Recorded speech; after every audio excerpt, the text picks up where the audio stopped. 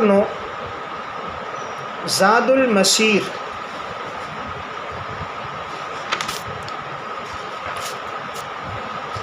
فی علم التفسیر، زاد المسیر فی علم التفسیر، علامہ ابن جوزی رحمۃ اللہ علیہ، متوفی 597 ہجری۔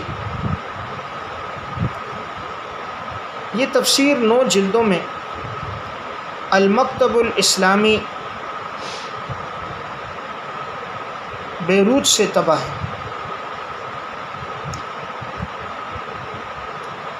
علامہ ابن جوزی رحمۃ اللہ علیہ نے پہلے ایک طویل تفسیر لکھنے کا ارادہ کیا اور اس کا نام رکھا المغنی۔ یہ تفسیر بعض اہل علم کے بقول 18 جلدوں میں اور بعض کے بقول 22 جلدوں میں تھی۔ پھر انہوں نے ایک نہایت مختصر تفسیر لکھی جس میں قرآن کے غریب الفاظ کی وضاحت کی اور اس کا نام رکھا تذکرۃ العریب فی تفسیر الغریب، تذکرۃ العریب فی تفسیر الغریب۔ اب ضرورت تھی کہ ایک متوسط انداز میں بھی تفسیر لکھی جائے، چونکہ ایک بہت طویل ہے اور ایک بہت مختصر، تو پھر انہوں نے متوسط انداز میں زاد المسیر لکھی۔ علامہ ابن جوزی رحمہ اللہ اس امت کے کثیر التصانیف مصنفین میں سے ہیں، جن کی چھوٹی بڑی تصانیف کی کل تعداد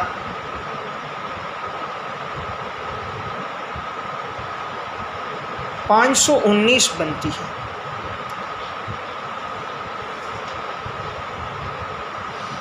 ان میں سے اکثر کے نام مؤلفات ابن الجوزی، یہ شیخ عبد الحمید علوجی کی کتاب ہے، اس میں انہوں نے ان کے اسماء ذکر کیے۔ انہوں نے اپنی زندگی کے حالات پر سعید الخاطر کے نام سے ایک کتاب لکھی، جس میں ان کے مواعظ اور مجالس بھی ہیں اور ان کی آپ بیتی بھی ہے۔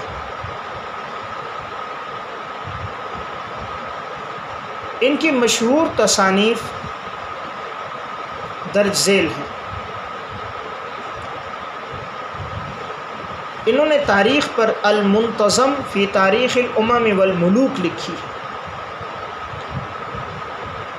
المنتظم فی تاریخ الامم والملوک، یہ 18 جلدوں میں طبع ہے۔ اس میں انہوں نے حضرت آدم علیہ السلام کے دور سے آغاز کر کے 6 صدی تک کی مکمل تاریخ لکھی۔ اس میں اہل علم کی سوانح بھی ہے اور ہر صدی کے مشہور واقعات کا تذکرہ بھی ہے۔ اور ان کی دوسری معروف ہے الموضوعات، یہ 4 جلدوں میں ہے، جس میں انہوں نے موضوع روایات کی نشاندہی کی۔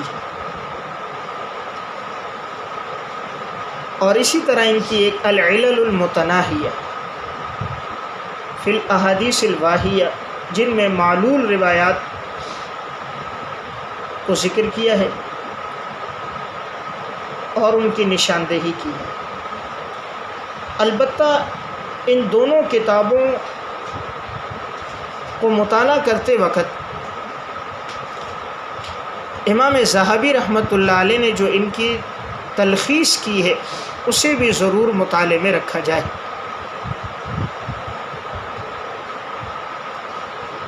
اس لیے کہ علامہ ابن جوزی رحمہ اللہ کے مزاج میں تشدد تھا، تو انہوں نے بعض صحیح اور بعض حسن اور بعض ضعیف روایات پر بھی وضع کا حکم لگایا ہے۔ اس لیے الموضوعات کا اختصار ہے تلخیص الموضوعات لابن الجوزی، یہ امام ذہبی کی کتاب ہے، تلخیص الموضوعات لابن الجوزی۔ اسی طرح تلخیص العلل المتناہیہ لابن الجوزی۔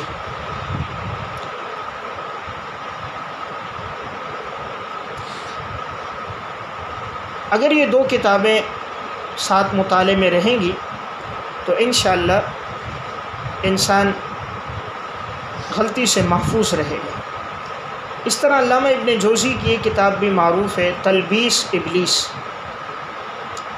اس میں انہوں نے دھوکہ دینے کے تذکرے ذکر کیے ہیں کہ شیطان کس طرح دھوکہ دیتا ہے، علماء کو کس طرح، صوفیاء کو، زہاد کو، عورتوں کو، عوام الناس کو۔ تو یہ کتاب بھی مفید ہے، اسے بھی مطالعے میں رکھا جائے۔ ان کی ایک تصنیف اخبار النساء بھی ہے، جس میں عورتوں کے حوالے سے انہوں نے تمام معلومات ذکر کی ہیں، اور ان کی ایک اخبار الحمقاء والمغفلین بھی ہے، جس میں انہوں نے بے وقوف لوگوں کے واقعات اور احوال کا تذکرہ کیا ہے۔ بہرحال اللہ تعالیٰ نے ان سے دین کی بہت بڑی خدمت لی ہے، تو ان کی یہ جو تفسیر ہے زاد المسیر، یہ درج ذیل کتابوں سے ماخوذ ہے۔ علامہ ابن جریر طبری رحمۃ اللہ علیہ کی تفسیر طبری سے، امام ابن قتیبہ کی مشکل القرآن سے، اور غریب القرآن سے، اور امام فرا اور امام زجاج کی معانی القرآن سے، اور امام ابو علی فارسی کی الحجہ سے، اور امام ابو عبیدہ کی مجاز القرآن سے،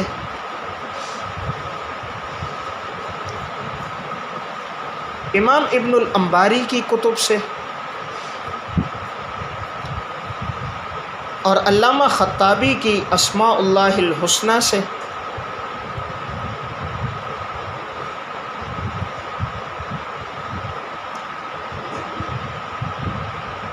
امام ابن جوزی کا اس تفسیر میں اسلوب یہ ہے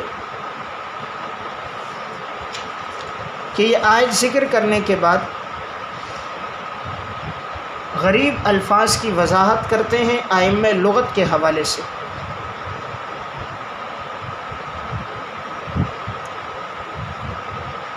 پھر آیت کے معانی اور تشریح بیان کرتے ہیں،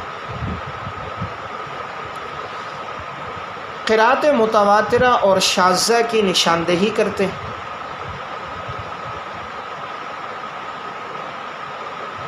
فہم قرآن کے لیے اگر شان نزول کا بیان کرنا ضروری ہو تو اس کی نشاندہی کرتے ہیں،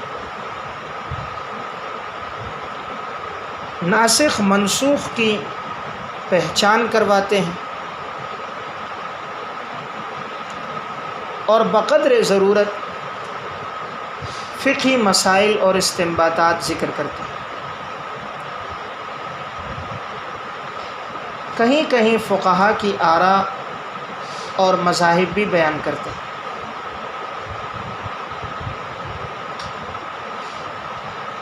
زیادہ تر انہوں نے تفسیر میں عبداللہ بن عباس، سعید بن جبیر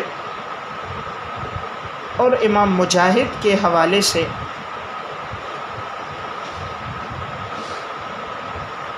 آیات کی تفسیر کی ہے،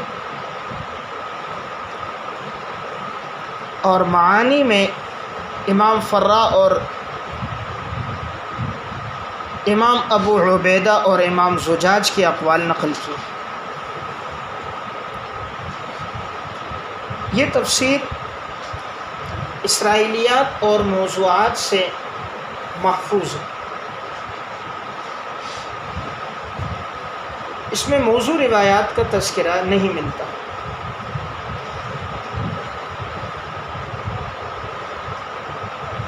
قرآن کریم کے فہم کے لیے اس تفسیر کو مطالعے میں رکھنا چاہیے۔